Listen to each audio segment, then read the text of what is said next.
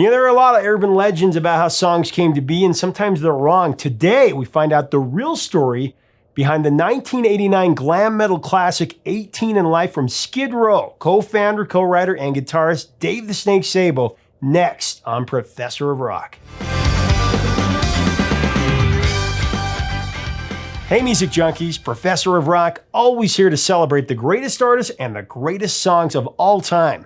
We interview the great artists of the rock and roll era, and you never know what's in store from day to day. Subscribe so you never miss out on any of these interviews or these stories of songs. You can also check out our exclusive content on the Patreon link below. Now, I'm excited to bring you another episode from our series, Revelations, where featured artists go very deep into their greatest songs, and this one really is a revelation because the story that's been going around about Skid Row's famous 1989 metal song, 18 in Life, is actually inaccurate. On this installment of Revelations, Dave the Snake Sabo, the guitarist, the co-founder, and co-writer of Skid Row and this song, he sets the record straight on the real inspiration behind this crime ballad. You know, when Skid Row's eponymous debut album came out in early 1989, self-titled Skid Row, I was transfixed by it. You know, it had the anthem Youth Gone Wild that seemed to speak directly to our generation. Had the ultimate power ballad of I Remember You.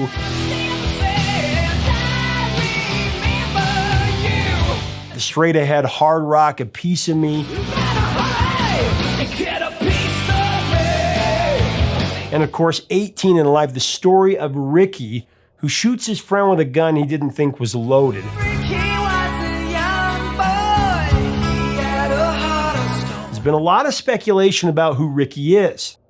Now, most say it was based on a real news story that Dave Sabo and Rachel Bolan read about at that time. The true story, though, is coming up next, straight from Dave, as well as the story of the recording of the song and its effect on the culture. Had a great music video as well that MTV did not want to play. You'll hear about that. Now, as we go into the interview, I do want to thank our sponsor, Zenni Eyewear, my favorite frames ever. I got 10 pairs of these things, and I love every single one of them because I designed them. Go check it out at the link below. You're going to love it. Here's Dave the Snake Sabo with the story of 18 in Life on Revelations. All right. Great to be here with you, man. I appreciate that. I appreciate you taking the time to do it. Oh, well, I'm a big Skid Row fan, man. Oh, excellent. I bought the album when I was a kid. That's awesome. When I was in 8th grade. Well, the second single, 18 in Life,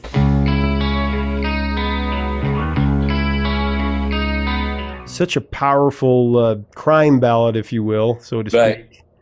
Number 4 on the Billboard Hot 100. Huge song. And number 11 on the Mainstream Rock Tracks chart. And it went to number 6 in Canada. But this is a song, I mean, at that moment, you're in the top of the charts with the biggest out there. Yeah, we were oblivious to it, though. We were in the middle of touring.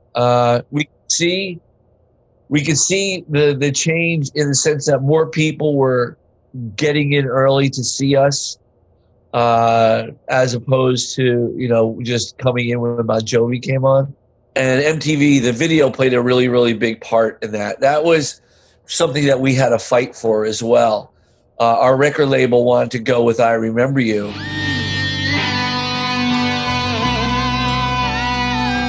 And we felt that I Remember You would be like, that would be the exclamation point on the album. And where would we go from there if we released I Remember You? It didn't feel like we should have an endpoint already. So we really had a fight, like getting on the phone, us and our management with the record label and convincing them that this is the way to go unless you want the record to be over, you know, within the next 4 months or however, you know, hoping that I Remember You would be, you know, somewhat of a quote unquote hit song. So we had a gut feeling about 18 in Life, and the guys who did our first video for Youth Gone Wild,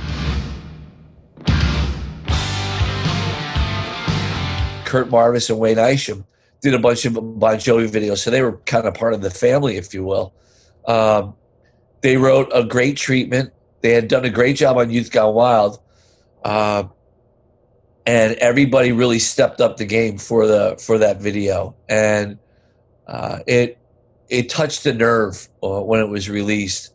But we were, as much as we would see the change in the audiences every night, we didn't know what was kind of happening outside of that bubble. We were told, and we saw like it going up the charts and stuff, but we didn't really realize what sort of effect that was having on the public, because we were in, this tin can of a bus driving to every city that we could possibly go to.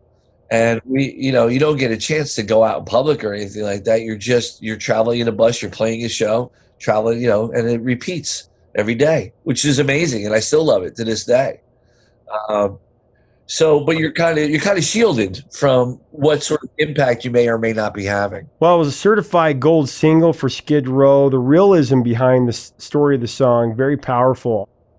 You were inspired by a disturbing newspaper article that you read. Tell me about that. It originally started out being a song about my brother Rick, who was in the Vietnam War, and he came home, but he came home a different person, just mentally, and as I'm sure everyone did who came home from that debacle, he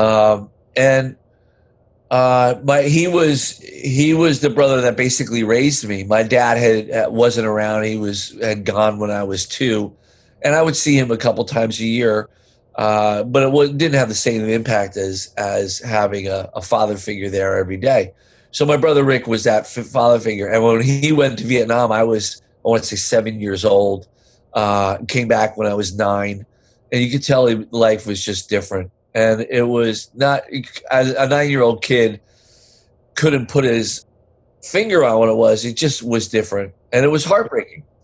And so cut to, we're writing songs for the record, and I told Rachel that I have this idea for this story about my brother, and we just could not get it right. So we decided to change the storyline to create sort of this fictional storyline based around, some factual stories of just the loss of a friend to inadvertent, gunshot.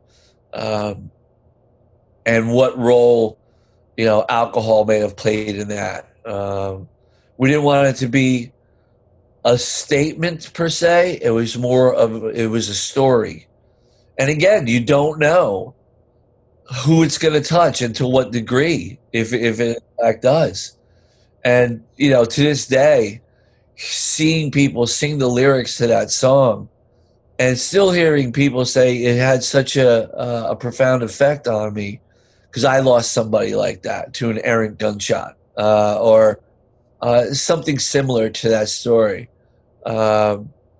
It's tragic, and hopefully, by people being able to relate to that song, maybe it gave them some comfort in knowing that they're not alone.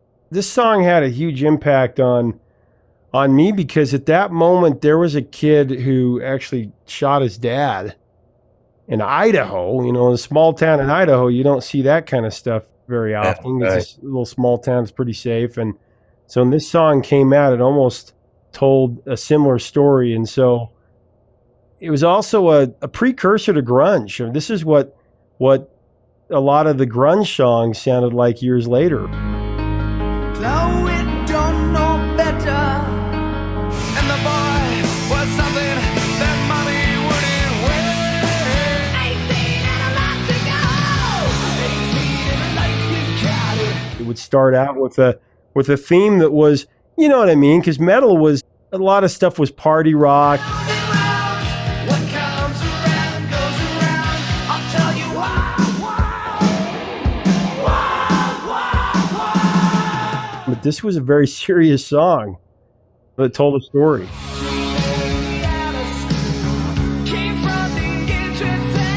That was one of the things that we always enjoyed doing, was creating stories.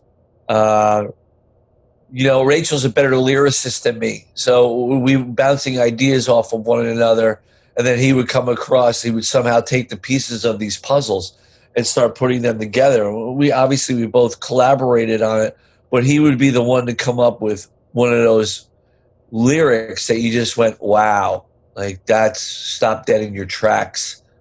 Powerful. But you don't know. I can't reiterate that enough. You don't know. You're writing a song in the bedroom of someone's parents' house. And at that time it was Rachel's parents' house. We were, writing it in a bedroom upstairs. And you finish it and you play it for people like John and Richie and these people who had that we respected their opinion. They were so revered to us because of their honesty, because of their success.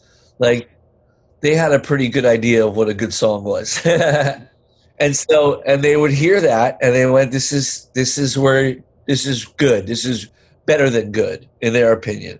This is where your music needs to be. And so cut to 1989 in the spring, summer of 89. And all of a sudden, it's getting more and more plays on MTV and you're seeing more and more people show up at the shows and sing the lyrics to the song. And your head is kind of spinning because there's two lives going on right now. There's the life of being inside the bubble, and then there's the life of what's happening outside the bubble.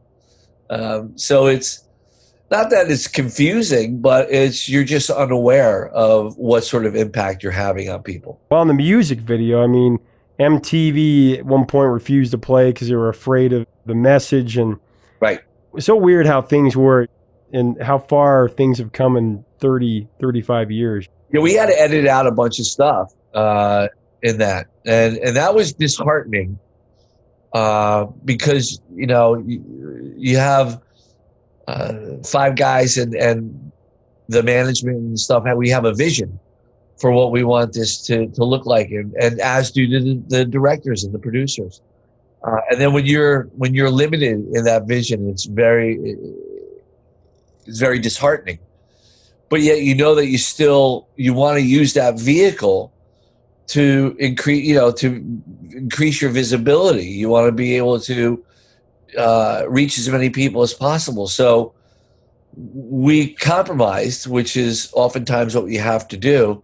But luckily, we didn't compromise too much where it took away the power of what that song was meant to be. You say, talking about the lyrics, I mean, just when you hear that first line after that really haunting guitar line, Ricky was a young boy, he had a heart of stone. Ricky was a young boy, he had a heart of stone. First lines are very important in songs. It was interesting because when it first was about my brother, it was Ricky was a young boy, he had a heart of gold. And so we changed it when we changed the storyline. Telling the story and bringing us in as listeners, it just had such an impact. And I also love the verse, tequila in his heartbeat, his veins burn gasoline. It kept his motor running, but he never kept it clean. It kept his motor running, but it never kept it clean. Right. Gosh, man. Oh, thank you. That's a killer. Yeah, thank you very much. Again, you as a songwriter, you just want to paint as vivid a picture as you can. Obviously, utilizing metaphors as much as possible to create a vivid picture. And you guys were one of the only bands in my mind at that moment that could just go like shift into high gear like that, like an 18 in life, and then all of a sudden you go, Dana, and you just shift right into high gear there, turn it all the way up to 11.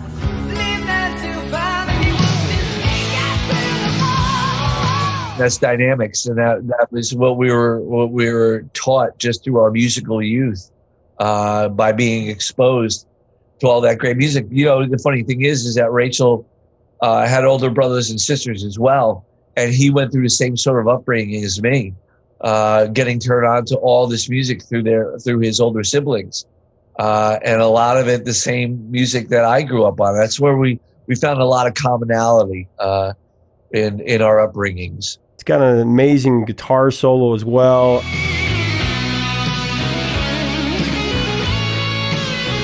That's Scotty Hill, man.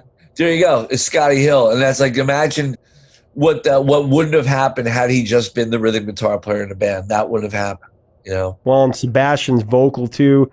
You guys were just on fire at that moment.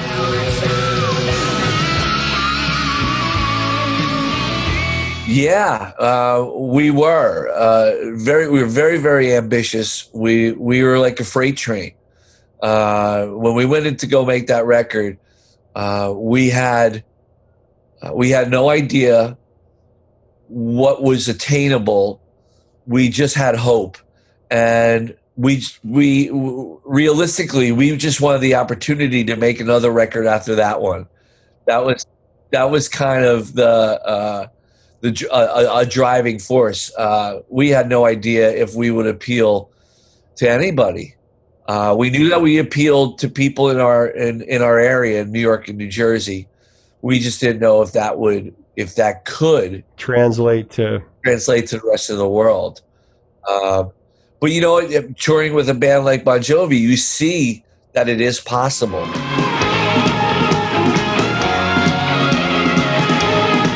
You know, and again, seeing Twisted Sister become successful, you could see that that's possible.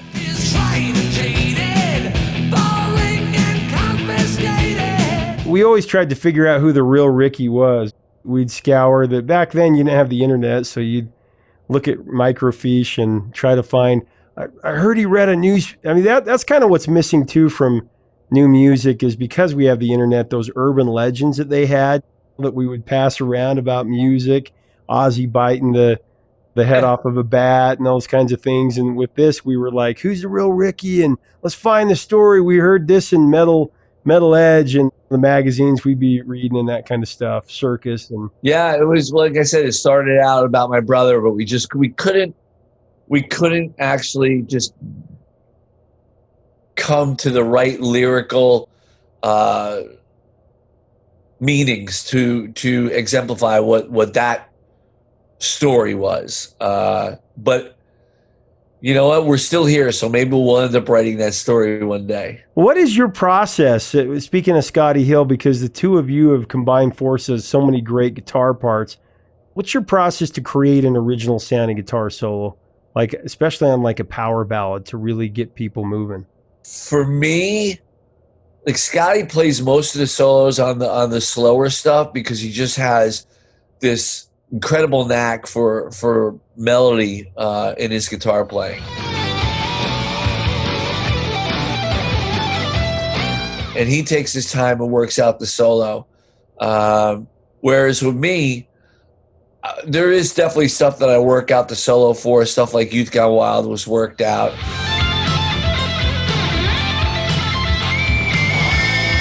There's other stuff that's just me completely improvising. And Sky does the same thing too.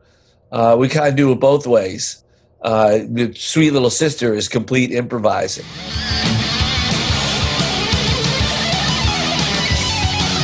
Again, a song like 18 to Life, he worked that solo out and really just played off the melodies of the song and the dynamic of the song. He told the story within the story.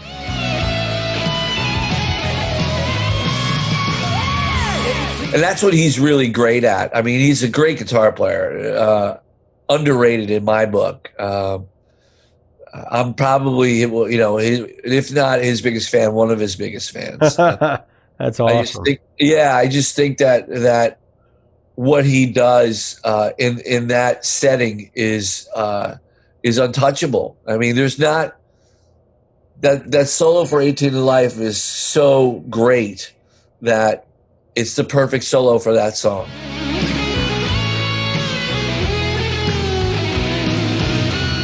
Oh, one thing I should add, because I forgot that you had, when we were talking about 18 to Life, you were talking about like a newspaper article that we read or something like that. That wasn't the case. It was like I said, we just wanted to create a story. It may have been influenced by different things that we had read or seen on TV and stuff like that. I'm sure to a certain degree that had something to do with it, but it wasn't a specific story that we had read, at least not to my recollection. That's cool, because we like to get the real story behind these facts, urban legends, because right. I heard that since I was a kid. Yeah. That it was inspired by a newspaper article, and so we'd always kind of try to look for it, but that's interesting. That's funny. If people are looking for, if the guy's name's Ricky, let's look and let's see, right. Right. Wow. Glad you shared that. So yeah, for sure. Thanks, Adam. I appreciate it, man. This was a lot of fun. We'll talk to you soon. Maybe someday we'll do this in person. That would be great. That would be great. Be safe and healthy out there, all right? Hey, thanks so much for watching. Leave us a comment about Skid Row and this haunting song. What do you remember about this song and this album? To get more of this interview and many other exclusives, click on our Patreon link below. To get Skid Row's music and their merch, click on our Amazon links below. If this content resonates with you, join our community. We would love to have you. It's a community celebrating the best of rock and roll. Just subscribe. Help us keep the music alive. Until next time, 3 chords and the truth, my friends. Stay safe out there.